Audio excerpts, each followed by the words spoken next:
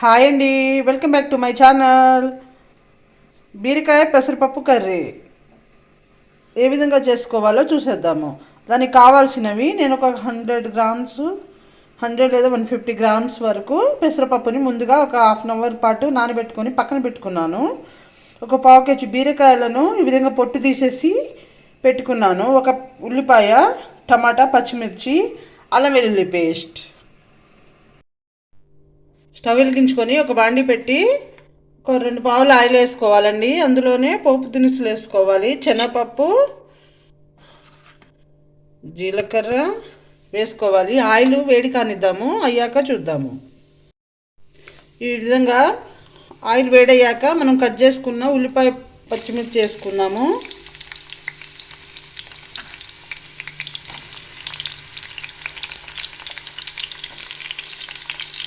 కరివేపాకు ఉంటే కరివేపాకు కూడా వేసుకోండి. వేసుకుంటున్నాను నేను. మగ్గనిద్దాము, మగ్గాక చూద్దాము. ఈ విధంగా మగ్గాక అల్లం వెల్లుల్లి పేస్ట్, ఒక హాఫ్ స్పూన్ అల్లం వెల్లుల్లి పేస్ట్ వేసుకొని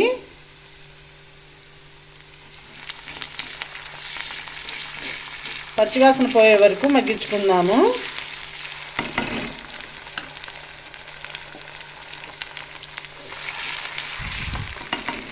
ఒక 2 మినిట్స్ మగ్గనిద్దామండి. మగ్గాక చూద్దాం. ఒకసారి మూత తీసి చూద్దాము.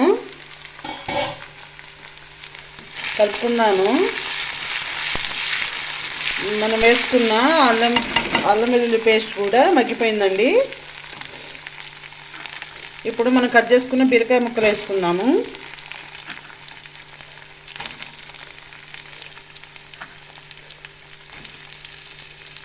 ఇదే కర్రీ శనగపప్పుతో కూడా చేసుకోవచ్చు. ఏ విధంగా చేసుకోవాలో నా ఛానల్లో ఉంటుంది, చూడండి. బీరకాయ ముక్కలు వేసుకొని ఒకసారి కలుపుకుందాము.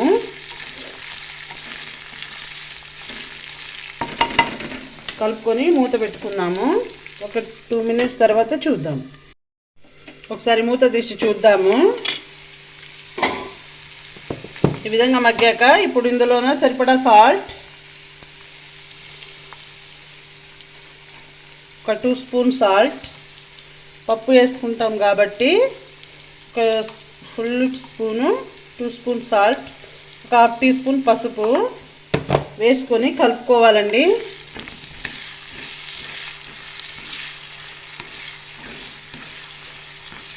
ఒక 5 మినిట్స్ మగ్గనిద్దాము. ఈలోపు మనము ముందుగా తీసుకున్న టమాటా కూడా వేసుకుందాము. కట్ చేసుకొని వేసుకొని మూత పెట్టుకుందాము. ఒక 5 మినిట్స్ తర్వాత చూద్దాం.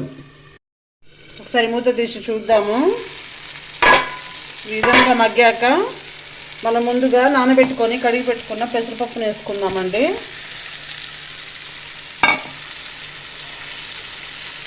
వేసుకొని కలుపుకుందాము.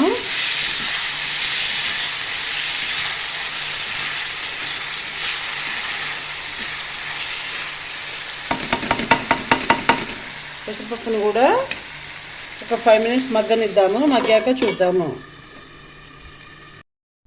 ఒకసారి మూత తీసి చూద్దాము. ఇందులోనే ఈ విధంగా మగ్గినప్పుడే ఇందులో కారము, సరిపడా కారము, వేయించుకున్న ధనియాల పొడి వేసుకుందాము. కారం వేసుకొని ఒక 2 స్పూన్లంతా కారం వేసుకొని, ధనియాల పొడి ఒక స్పూన్ వేసుకొని కలుపుకుందాము. ఈ విధంగా కలుపుకొని పొడిగా కావాలంటే ఈ విధంగానే ఒక 2 మినిట్స్ మగ్గనిస్తే సరిపోతుందండి. కొంచెం ముద్దలా కావాలంటే కొంచెం వాటర్ పోసుకోండి.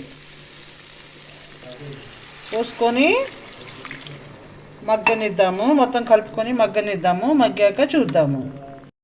ఒకసారి మూత తీసి చూద్దాము.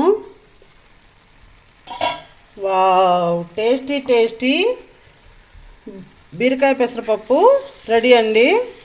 ఈ విధంగా చేసుకుంటే అన్నంతో కానీ చపాతీతో కానీ చాలా బాగుంటుంది. తప్పకుండా ట్రై చేయండి.